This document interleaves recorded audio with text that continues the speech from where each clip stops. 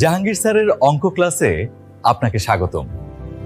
একটি সংখ্যাকে দুটি রাশির বর্গ হিসেবে যারা প্রকাশ করতে পারছো না, এই ভিডিওটি তাদের জন্য। পরীক্ষার সময় আমাদেরকে বলল 260কে দুটি ভিন্ন উপায়ে দুটি বর্গের সমষ্টিরূপে প্রকাশ করো। সেই ক্ষেত্রে আমরা কি করব?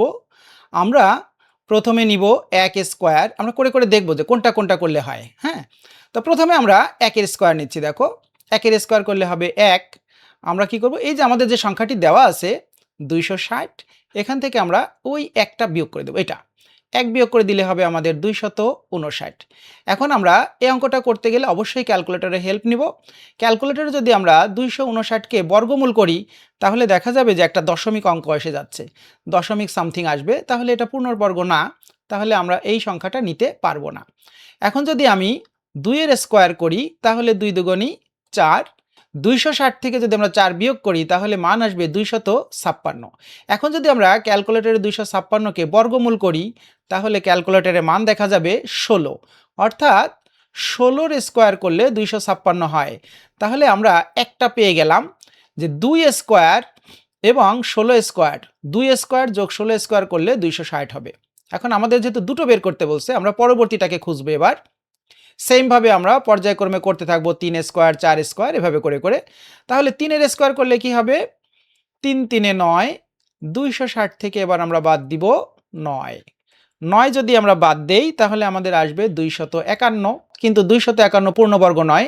আমরা যদি ক্যালকুলেটরে 251কে বর্গমূল করি তাহলে দেখা যাবে পূর্ণবর্গ হচ্ছে না, দশমিক এসে যাবে। আমরা যদি 4 এর স্কোয়ার করি তাহলে হলো 4 4 16। এখন যদি 260 থেকে আমরা 16 বিয়োগ করে দেই, 16 বিয়োগ করে দেই তাহলে আমরা পাবো 244। 244 পূর্ণবর্গ নয়। আমরা যদি 5 এর বর্গ করি, 5 5 25। এখন 260 থেকে যদি আমরা 25 বিয়োগ করে দেই তাহলে আমাদের মান আসবে 235, যেটা পূর্ণবর্গ সংখ্যা নয়।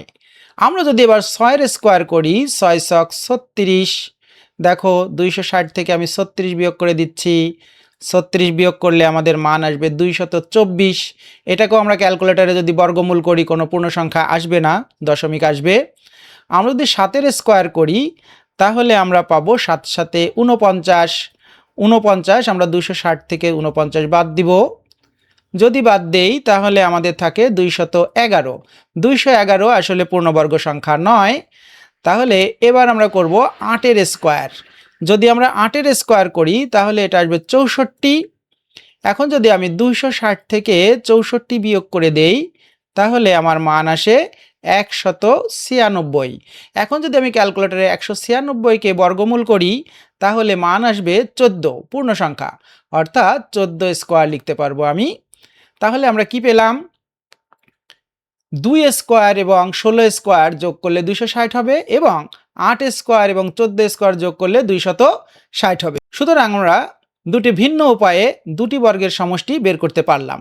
আমরা লিখব 260 সমান 2 স্কোয়ার যোগ 16 স্কোয়ার এবং আরেকটি হলো 260 সমান 8 স্কোয়ার যোগ 14 স্কোয়ার। এইভাবে করে তোমরা তোমাদের বইয়ের বাদবাকিগুলোকে ট্রাই করবে এবং আর কোনো সমস্যা থাকলেও তোমরা আমাদের জানাবে। পরবর্তী ভিডিওতে আমরা তোমাদের সেই সমস্যা নিয়ে ভিডিও তৈরি করব ইনশাআল্লাহ।